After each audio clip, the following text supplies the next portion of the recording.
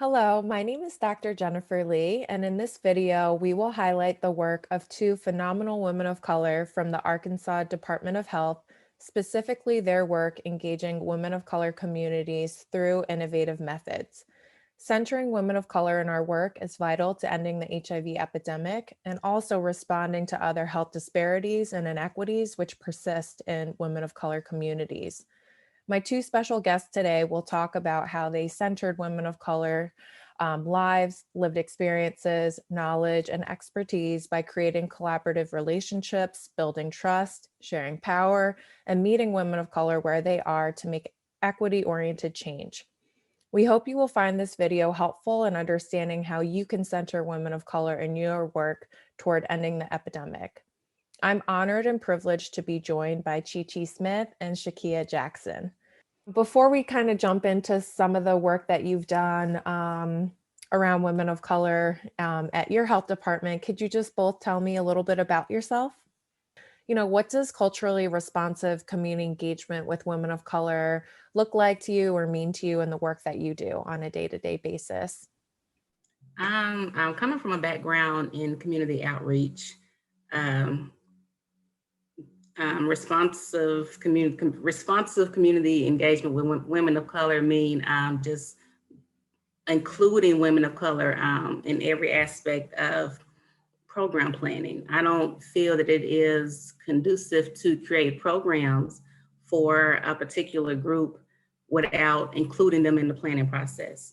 It's very important to me to have feedback, to have input, to gain trust, and to just get that inside knowledge from the community that I may not have because I don't necessarily live in that certain environment.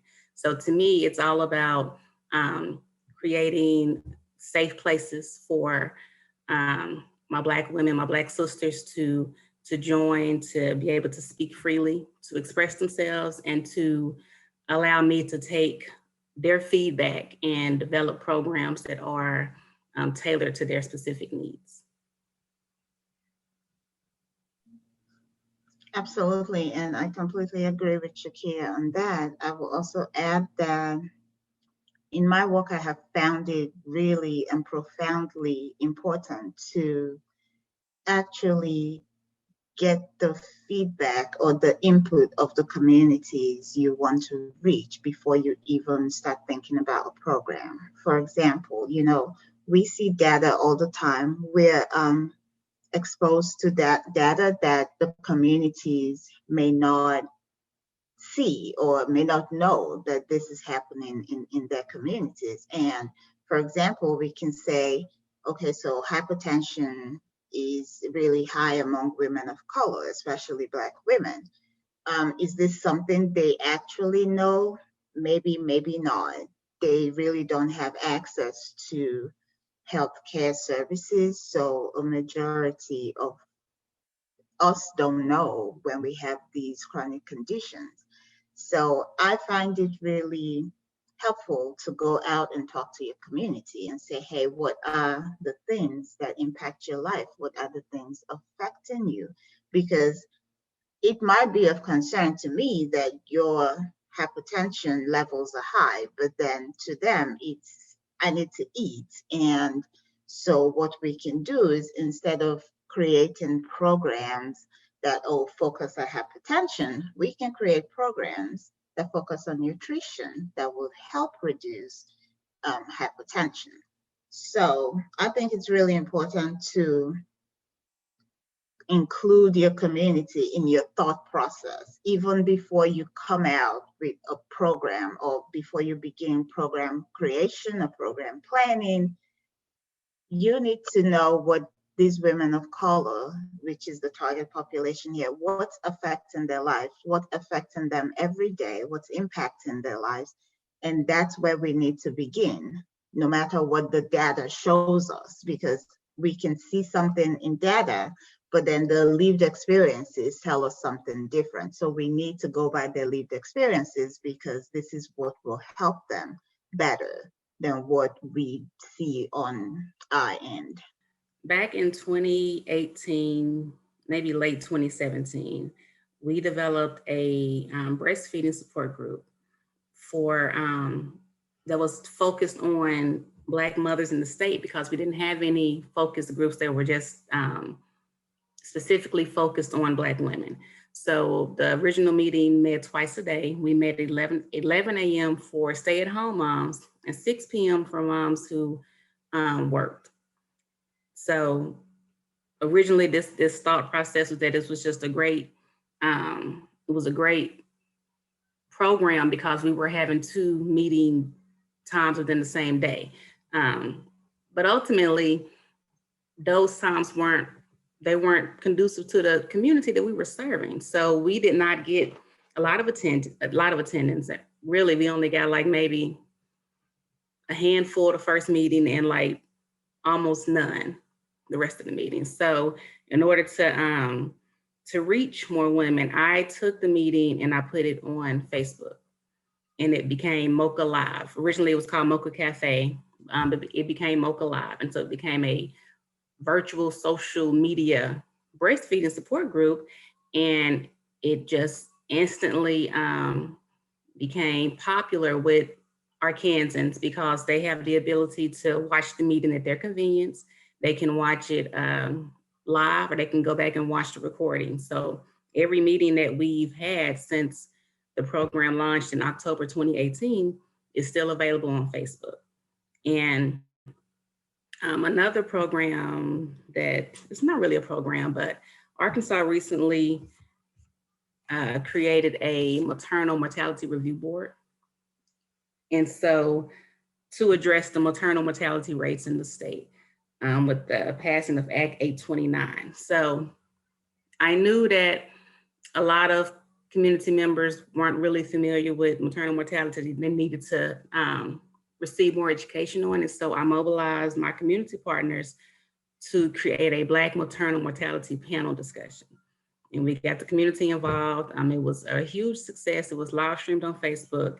And that way we were able to educate Black women on specific topics about them that they had really, not a lot of knowledge about. I think back in 2012, we started the Arkansas Minority Barber and Beauty Shop program. It's actually an idea we got from Indiana Barbershop program. The difference, or what we did differently, was to include women of color, both Black and Hispanic women. We tailored the program to just not include men, Black men and Hispanic men, because of course we know that most issues we have in communities of color, like men don't like to go to the doctors. But we thought it was also important to include women. And one of the reasons why we did that is because when women know and are knowledgeable, they talk to their partners and their spouses and tend to get them to go to the doctor. So it's like, killing 2 birds with 1 stone type thing. But we included the beauty salons, and then the beauty schools.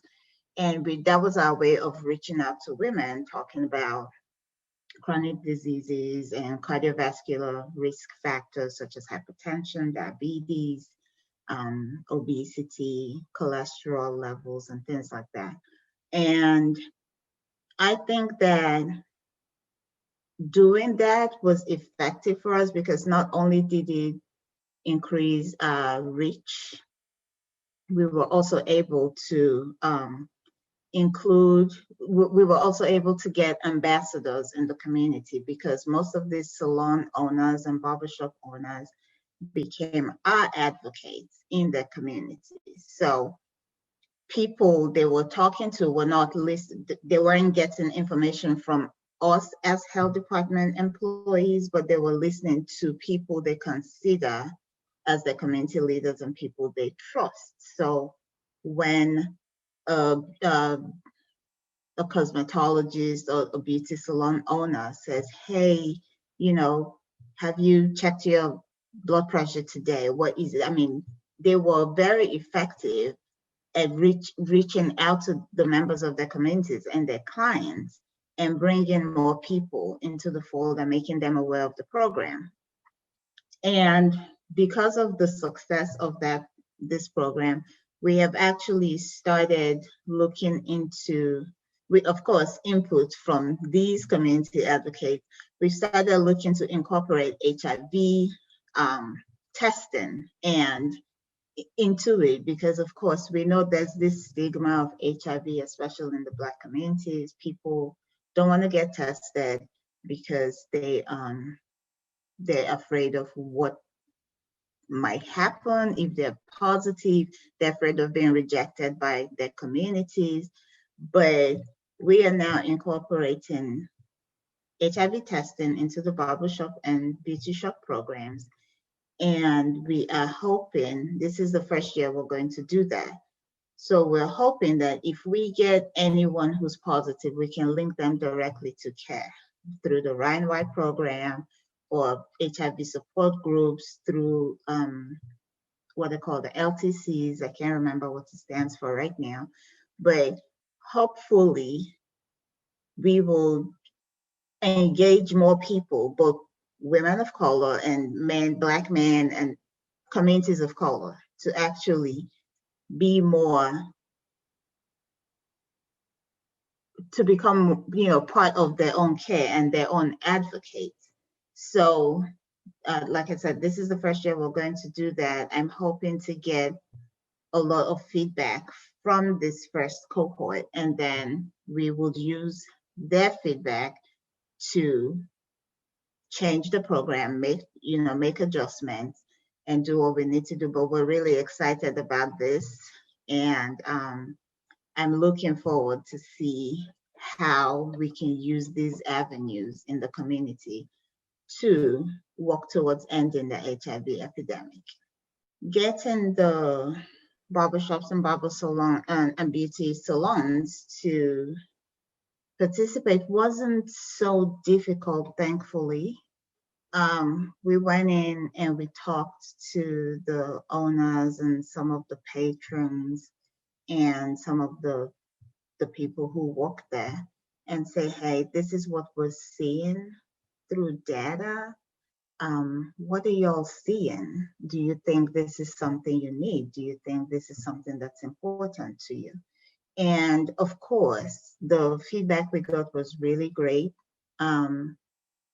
They said, they told us some of the things that clients talk to them about, because barbershops and beauty salons are places, safe zones and safe spaces where people just talk about everything from day-to-day activities to cultural topics to social injustices and politics. So these people talk about everything, and their clients talk to them about their health as well. Health is also a topic they talk about. And so they were very receptive of us coming in to do health screenings and health checks on the clients, and they led by example, actually, because they would be the first in line to get screened and encourage their clients to get screened. So it was really, there wasn't a barrier or a challenge in getting the barbershops and beauty salons on board. Where I think for us the challenge was more of showcasing what we're doing. It's like, okay, yeah, we're working with communities of color and we're making these great strides, but it's like people did not care. Okay, yeah, it's barbershop, beauty salons. Yeah, all right. So, I mean, we had to go out and find funding for ourselves. We didn't have a dedicated stream of funding. We had to write grants, we had to do things to keep the program going because the communities were interested in these programs. Thank you both so much. Shakia, I think you brought up a really important part around tokenization of community once they do engage and you have them at the table, and not to tokenize people's lives, but to be there to embrace them and value them and be honored to share space with them if they do come into your space. So thank you for lifting that. And ChyChy, I think you bring up some great examples of interagency kind of like breaking down our silos and really working with other departments and spaces to not only sustain programs, but to understand that we're dealing with syndemics here. You know, like HIV is one piece of someone's life, but chronic disease is another piece. And there's so many things that in this one touch point at a barbershop or a hair salon that you can teach and educate a woman about. My last question is really around kind of like what recommendations do you have for health departments to better engage women of color communities, and if you have any specific examples. I think ChyChy, you brought up a good one where just more interagency discussion and collaboration that needs to happen. But in terms of actually engaging with the women and community, you know, do you have any recommendations for folks? I think it's important to have a designated department or program that is focused on community engagement. In order to reach the community, you have to have someone that is dedicated to doing the work. Another one of the things I wanted to also mention, I'm having like a pause a moment, but going back to the previous question with the barriers, with me trying to promote breastfeeding, it was hard to try to get Black women to breastfeed when they had no representation of themselves breastfeeding. So to address that issue, I created Arkansas's first Black breastfeeding photo. And the women that participated in that photo were women from the first WOC group. Not only did they participate in the Black breastfeeding photo, but they also extended the World Health Organization's 6-month recommendation for breastfeeding. They extended that by like 2 to 3 years. You know, every female that participated in that photo in MOCA has breastfed longer than 6 months, like just without an issue. And so that's one thing I'm really proud of. But it's also like, okay, why did it take 2018, 2019 for us to get representation of Black women breastfeeding that they can see? So it's always, you know, it's like we do the work, we see some progress, but then it's like, it's still more work to be done. We still always have more work to do. And I think it's also important to not look at titles. I think it's important to look at women with lived experiences, especially even with the hiring process. You know, you have women that may have been a recipient of WIC. I've been a recipient of WIC. I've been a recipient of food stamps. And to be honest, you need to have employees that understand the barriers that the communities go through. Because if you just hire people based off of their academic or professional background, they can't relate to the communities that you want to serve. Like, you have to really dig deep. You have to really create equitable hiring process that allows the community members to join the organization so that they can then turn around and help the community. And I think that's very important. And that's something that I don't see a lot of. And maybe ChyChy can speak more to that. You took the words right out of my mouth, because I was going to say, first of all, hire women of color who have lived experiences. That is very important, because I said, no matter what the data shows us, if we haven't walked in the footsteps of these people, we can never understand what women of color go through and people of color in general. So we have the key. It's simple. Again, like Shakia said, yes, academic achievements is important, but personal and lived experiences outweigh and just are so phenomenally important, because we bring real life experiences, bringing hiring women of color, bringing them to the table, bringing us to the table. And not just bringing us to the table and giving us a seat so you can check a box, but making sure that you're listening to us and you're actually taking what we're saying into consideration, using our experiences to drive practices, equitable practices, to translate those experiences into policies so it can make things better for communities of color. Because I don't understand how you can have a group of people in a room talking about community engagement, talking about problems and issues that women of color are facing, and then not one of them is a woman of color. How does this translate? Where are you coming from? What understanding are you using to drive that decision you're making? So it's very, very important that women of color are brought to the table, are hired more, and are paid well for what they contribute to your programs and practices. Very important. And then I was also going to add that Shakia mentioned the hiring practices. Some of our hiring practices actually exclude people of color. And we do know that because of the criminal justice system we have, people of color have a higher incarceration rate, and that allows or that prevents us from getting jobs. So some of these, some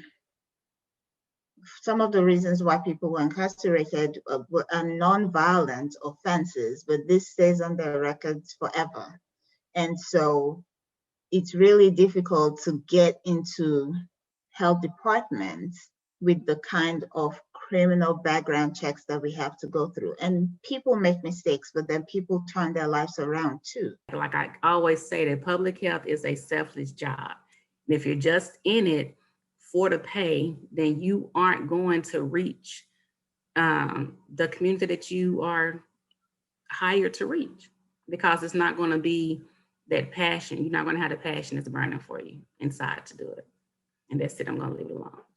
Yeah, you're going to be really frustrated if you're joining public health for the pay. You have to have passion. Passion is what drives what we do. You have to see beyond yourself. You have to have the spirit of otherness, and you have to be culturally humble to understand that the next person standing by you is culturally different. And you may be two Black women, but you have completely different cultures, you have completely different approaches to life, and you have to want to understand the other person's point of view to be able to work together to achieve health equity. That this is how, at least in my view, this is how it works. We have to become about other people and not us. And this is what's going to drive progress in public health, which another first step I was going to say, recommendations for health departments, recognize and publicly recognize racism as a public health crisis. It begins there. Because when you recognize racism as a public health crisis, you begin to see how racism drives a lot of the things that go on in the public health departments, from structural racism to policies. And it opens your eye to see a lot of things that your employees of color have been screaming for years. Be open, allow you. That's when I go back to cultural humility. Allow yourself to be aware of what the person next to you, the human next to you is experiencing. And this will go a long way, I believe, in changing minds and driving change to someday, hopefully in our lifetimes, be where we want to be with regards to advancing health equity, promoting positive social change, and eliminating health disparities that disproportionately impact people of color, especially women of color. I think we start by being aware, by recognizing, acknowledging, and then we can move towards making progress and bringing about change. I think the most important thing is be open to recognizing your biases, your privilege, and then just learn about other people. Learn about something beyond you, beyond your closest family and friends. Go outside and understand what other people who live in the same communities as you understand what they're experiencing, because this is a pandemic we've been going through, and we have to understand, we have to be aware, and then we act. This is how we get to achieve equity, not just health equity, but just equity in general. Like acknowledging that racism is a problem, is a public health crisis. It's a public health crisis. I cannot say this enough. And we have to acknowledge that, and that will be the first step to healing and change. And I will stop preaching now. I agree 100%. Me too. I can't thank both of you enough for this amazing dialogue, conversation, your amazing wisdom, knowledge, expertise, experiences that you bring to this table.